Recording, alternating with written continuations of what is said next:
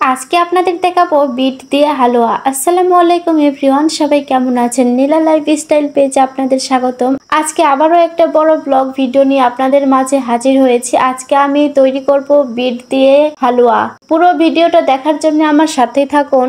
আমি এই হালুয়াটা বানানোর জন্য এখানে 2টা বিট নিয়েছি। এখন আমি এগুলো বিটগুলো কেটে নিব। কেটে নেওয়ার পর ব্লেন্ডারে ভালো করে বিট করে নিতে হবে, যাতে কোনো দানা দানা ভাব না থাকে। সেইভাবে ভালো করে বিট করে নিবে। তারপর আমি কড়াই তুলে দিলাম। কড়াইয়ে সামান্য একটু সুজি দিয়ে দিব, কারণ এই হালুয়াতে একটু সুজি ব্যবহার করলে ভালো হয়। সুজিতে আমি একটু ঘি দিলাম। ঘি দিয়ে এটা একটু আমি এখন ভালো করে ভাজিয়ে নিব।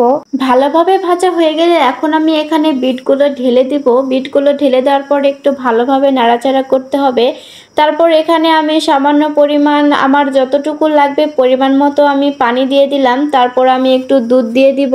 দুধটা হয়ে গেলে কিন্তু ভালোভাবে নাড়াচাড়া করতে হবে। এই হালুয়া বানাতে প্রচুর নাড়াচাড়া করতে হয়। আর আমি এখানে কিন্তু এলাচ, তেজপাতা আর দারচিনি দিয়েছিলাম, সেটা বলতে ভুলে গিয়েছিলাম। এখন আমি এখানে একটু স্বাদ মতো নুন দিয়ে দিব, কারণ নুন দিলে আমার কাছে মনে হয় একটু ভালো লাগে। আপনারা যদি মনে চান যে নুন দিবেন তাহলে দিতে পারেন, আর না দিলে কোনো সমস্যা নাই। আমি এখন এখানে পরিমাণ মতো চিনি দিয়ে দিব, যেহেতু বিট একটু মিষ্টি আছে, তারপরেও বেশি চিনি লাগে না। তারপরেও কেউ যদি বেশি চিনি খায় তাহলে একটু বেশি চিনি দিতে হবে, আর যদি কেউ কম চিনি খায় তাহলে কম চিনি দিতে হবে। আমার মেয়েরা একটু মিষ্টি পছন্দ করে, তাই আমি একটু বেশি চিনি দিয়ে দিলাম। তারপর আমি ভালোভাবে নাড়াচাড়া করে একটুর জন্য ঢাকনা দিয়ে ঢেকে দিলাম। ঢাকনা দিয়ে ঢেকে দেওয়ার পর আবার ঢাকনাটা তুলে আবার ভালোভাবে নাড়াচাড়া করতে হবে। শেষের দিকে এখানে অনেক লাগিয়ে যাওয়ার ভয় থাকে, এজন্য একটু ভালোভাবে বেশি করে নাড়াচাড়া করে নিতে হবে, যাতে তলা না লেগে যায়, সেদিকে লক্ষ্য রেখে ভালোভাবে নাড়াচাড়া করে নিতে হবে। আমার প্রায় বিটের হালুয়াটা হয়ে গেছে। আপনারা কিভাবে বুঝবেন যে এটা হয়ে গেছে? আমরা যখন শেষের দিকে যখন একটু হাতা দিয়ে তুলবে, হাতা দিয়ে তোলার পর যখন দেখবে যে এটা আঠালো আঠালো ভাব হচ্ছে, তখন বুঝে নিবে যে এটা হয়ে গেছে। তারপর এটা একটু ঠান্ডা করার জন্য নামিয়ে রেখে দেবে। আমি একটু ঠান্ডা করার পর এখানে একটা থাল নিলাম। থালে কিছুটা পরিমাণে সরষের তেল দিয়ে দিলাম। কেউ সরষের তেল দিতে পারো, আবার চাইলে ঘিয়ে দিতে পারো। আমি এখানে সরিষার তেল দিয়ে দিলাম। সরিষার তেল দেওয়ার পর আমি এখন এখানে চামচ করে বিটগুলো দিয়ে দিচ্ছি।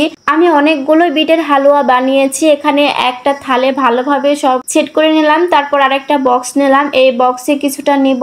আসলে আমার 3টা থালে একটা বক্সে হয়েছিল। অনেকগুলোই বানিয়ে ফেলেছি, কারণ আমার মেয়েরা অনেক পছন্দ করে, একটু পরপর ঘুরে ফিরে এসে খাই। এই বক্সে পরিমাণ মতো নিয়ে নিলাম। এখন আমি এগুলো এখন ভালোভাবে সেট করে নেব। দেখেন কত সুন্দর। হাতে করার পর দেখেন আমি যখন হাত দিচ্ছি আমার হাতে কোনো কিছু লাগছে না, শুধু তেলটা একটু দেখা যাচ্ছে। এখন আমি রেস্টে 1 ঘন্টা রেখে দেবো। 1 ঘন্টার পর আমি এগুলো কাটবো, কেটে আপনাদের দেখাবো। 1 ঘন্টা পরে দেখেন কত সুন্দর শুকাই গেছে। এখন আমি এটা ছুরি দিয়ে কেটে নেব। কেটে পিস পিস করে রেখে দেব।